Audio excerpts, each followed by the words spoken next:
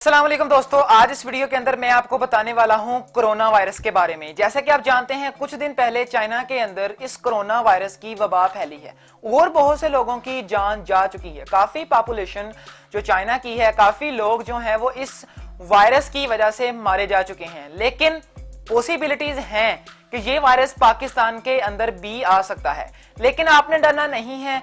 यहां पर मैं आपको पूरी डिटेल के साथ बताऊंगा कि कोरोना वायरस क्या है और अगर खुदा ना खास्ता ये वायरस लग जाए, हो जाए, तो हमारी बॉडी को क्या सिम्टम्स देखने को मिलते हैं और आखिर पर जाकर मैं आपको बताऊंगा कि कोरोना वायरस से हम कैसे बच सकते हैं। फर्स्ट ऑफ ऑल दोस्तों, अगर आपने हमारे चैनल को अभी तक सब्सक्राइब नहीं किया तो फर्स्ट ऑफ ऑल हमारे यूट्यूब चैनल हेल्थ इन को सब्सक्राइब जरूर कर लें और साथ में घंटी के बटन को भी जरूर दबाएं, ताकि जो भी मैं न्यू ऐसी अच्छी अपडेट वाली वीडियो और हेल्थ वाली वीडियो डालूं वो सबसे पहले आप तक पहुंच जाए। अब मैं आपको बताता हूं कि ये कोरोना वायरस क्या है। दोस्तों, कोरोना वायरस एक रेस्पिरेटरी वायरस है जो हमारे फेफड़े को, हमारे रेस्पिरेटरी सिस्टम को जाकर डैमेज करता है, यानी हमारे फेफड़ों को डैमेज करता है।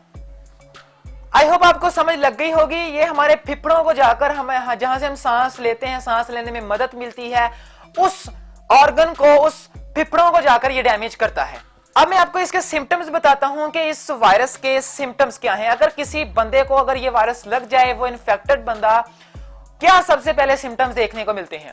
सबसे पहला सिम्टम्स जुकाम होता है, नजला जुकाम आता है उसको। दूसरा सोर थ्रोट यानी गला, अचानक गले का खराब होना भी इसी के ही सिम्टम्स हैं। आपको सांस लेने में दिक्कत होना, सांस लेने में रुकावट, सही तरीके से सांस ना ले पाना, सांस में रुकावट, दिक्कत आना, यानी अब जिस तरह दमे के अंदर होता है, जो दमे का मरीज है उसको सांस लेने में रुकावट होती है, दिक्कत आती है, इसी तरह इस वायरस के अंदर भी उसको सांस लेने में दिक्कत होती है, रुकावट आती है। अगला इसका दोस्तों जो बहुत ही खतरनाक सिम्टम्स है वो है टाइफाइड। इससे जो टाइफाइड होता है वो बहुत सीवियर किस्म का, बहुत एक्यूट, बहुत खतरनाक टाइफाइड होता है जो आपकी जान भी ले सकता है। आपको बताता हूं कि हम इससे कैसे बचें, क्या प्रिवेंटिव टिप्स हैं, क्या प्रिवेंटिव मेजर्स हैं। अगर ये वायरस पाकिस्तान के अंदर खुदा ना खास्ता आता है तो हम इससे कैसे बच सकते हैं। सबसे पहला जो इस्लाम के अंदर भी बताया गया है कि आप अपने जिस्म को साफ रखें।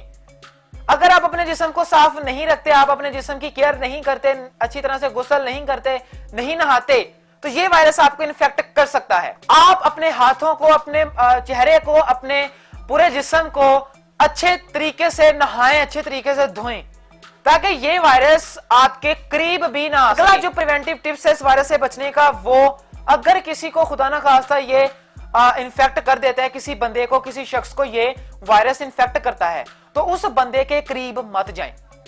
अगर आपका दोस्त है, अगर आपकी फैमिली में है, तो उस बंदे के करीब कभी ना जाएं। उस बंदे से आप हाथ तक ना मिलाएं, बल्कि उस बंदे के करीब भी ना बैठें। ये पॉसिबिलिटीज हैं, ये मुमकिन है कि वो वायरस आपको लग सकता है। अगर आपके फैमिली में है तो आप वो बंदा जो पर्टिकुलर शख्स चीजें इस्तेमाल कर रहा है, आप उस चीजों में मत खाएं पिएं, या उन चीजों, ये आपने ध्यान देना है कि अगर आप किसी हमाम वगैरह में जाते हैं तो वहां पर आपने यहां पर ध्यान देना है कि आप वहां पर गौर करें कि जो ब्लेड, जो कैंची आप पर लग रही है वो किसी ऐसे बंदे की ना लग जाए जो इन्फेक्टेड था। ये कोरोना वायरस से बचने की ही प्रिवेंटिव मेजर नहीं, तरीका नहीं, बल्कि अगर एड्स है किसी को या किसी और बीमारी, हेपेटाइटिस ऐसे हो जाती है, अगर आप किसी जगह शेव वगैरह करवाने जाते हैं तो वो ब्लेड जो हेपेटाइटिस वाले बंदे को लगा था वही आपको लगा दे तो आपको हेपेटाइटिस हो सकती है। इसी तरह आपको कोरोना वायरस आ सकता है। अगला प्रिवेंटिव मेजर बहुत इंपॉर्टेंट, वो ये है इम्यून सिस्टम। आप अपने इम्यून सिस्टम को स्ट्रॉन्ग करें।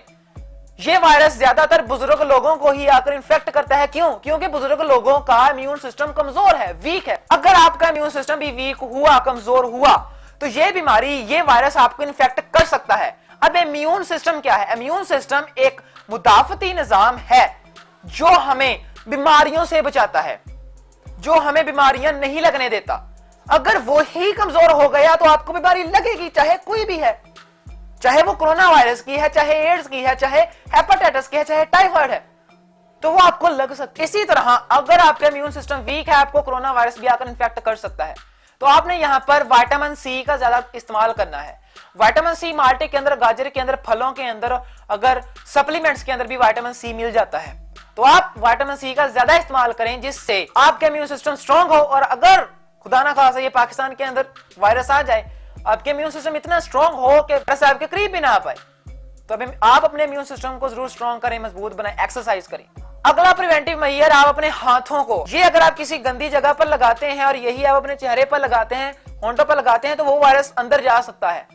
आप अपने हाथों को हैंड वॉश, अच्छे हैंड वॉश और अच्छे साबुन से धोएं। और एक और बात, अगर आपके हाथ गंदे हैं तो आप इन हाथों को अपने चेहरे पर कभी मत लेकर आइएगा, क्योंकि अगर यहाँ पर वायरस हुए आपके चेहरे पर आएंगे और ऐसा ऐसा अंदर। के बाद आप पानी का ज्यादा इस्तेमाल करें, आप अपने जिस्म के अंदर जो डिहाइड्रेशन है वो ना रहने दें, पानी का ज्यादा इस्तेमाल करें, हाइड्रेटेड रखें अपने आप। अगला प्रिवेंटिव मेजर के जो लोग स्मोकर्स हैं, स्मोकिंग करते हैं, उनको मैं इतला दे रहा हूं कि अगर आप स्मोकिंग करना नहीं छोड़ेंगे तो पॉसिबिलिटीज है कि ये वायरस आपको आकर टच कर सकता है, आपको आकर लग सकता है। दोस्तों ये थे कुछ प्रिवेंटिव मेजर्स। अगर मेरी वीडियो आपको अच्छी लगी है, लाइक जरूर करें और ज्यादा से ज्यादा शेयर कर दें, ताकि लोगों को पहुंचे ये वीडियो और लोग थोड़ा सा आगाह हो इस वायरस से, कोरोना वायरस से।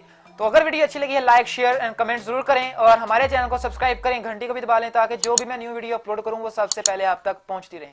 तो मिलेंगे नेक्स्ट वीडियो के अंदर, अगली वीडियो के अंदर। तो टेक केयर गाइस, अल्लाह हाफिज।